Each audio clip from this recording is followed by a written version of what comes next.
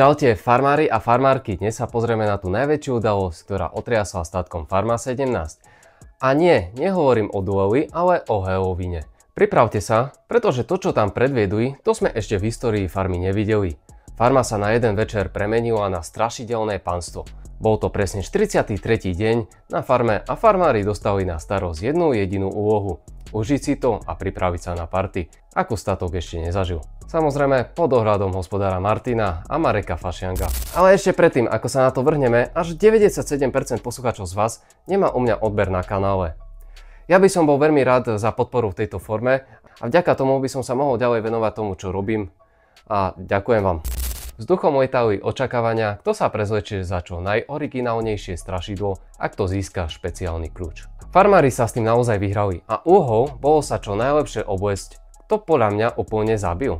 Jasné, že Aron. Najlepšie na tom bolo, že mal imitovať samotného hospodára Martina Bagara. Jednoznačne to bol ten najlepší kostým asi, ktorý tam niekto mohol mať a dokonca aj zo svojej kozy si urobil psa. Čo verím tomu, že nezaujalo len mňa, ale aj sledovateľov a aj tých farmárov tam. Ale nezaostávali ani ostatní. Napríklad Dorota a Johnny, títo dali s prehľadom ako Gomez a Morticia z Adamsovcov. To je klasika, ktorá nikdy nesklame. Videli sme tam rôzne postavy od klasických strašidiel, bubákov až po netradičné výtvory. Bola to presne masková prehliadka hrôzy. Halloween na farme nie je len o strašení, je to aj o súťažení a zábave. Marek Fašiang si pre farmárov pripravil špeciálne halloweenské výzvy, kde sa bojovalo o ten spomínaný špeciálny kľúč. Po náročných, ale zábavných úlohách sa farmári rozhodovali hlasovaním. A ten, kto získal najviac hlasov za kostým, získal ten dôležitý kľúč. A tým pádom aj extra odmenu. A tá odmena? Halloweenská party so všetkým, čo k tomu patrí. Vrátane nejakého toho alkoholu naviac. Aby bola zábava zaručená.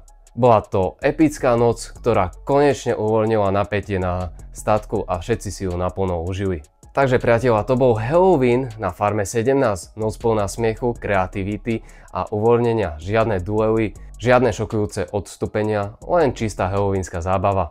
Ak by som to mal zhrnúť, Aron úplne zabil kostým hospodára Martina Bagara, Dorota a Johnny boli skvelí ako Gomez a Morticia a celá party bola proste top, až do nejakého toho určitého momentu. Ale ako to už na farme býva, dlho v pokoji neostanú.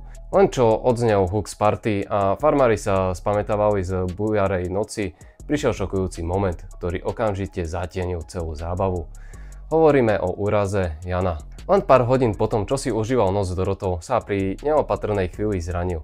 Vytkol si členok a bolo to také vážne, že musel ísť do nemocnice. Tým sa napätie vrátilo v plnej sile, hoci sa napokon vrátil s naťahnutými šrachami. Tento incident ukázal, že farma je drsná hra, kde aj po najväčšej zábave hrozí nebezpečenstvo.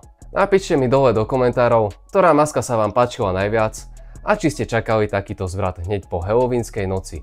Dajte like, odber a vidíme sa pri ďalších farmárskych novinkách a nezabudnite, toto bol Halloween, aký farma ešte nezažila.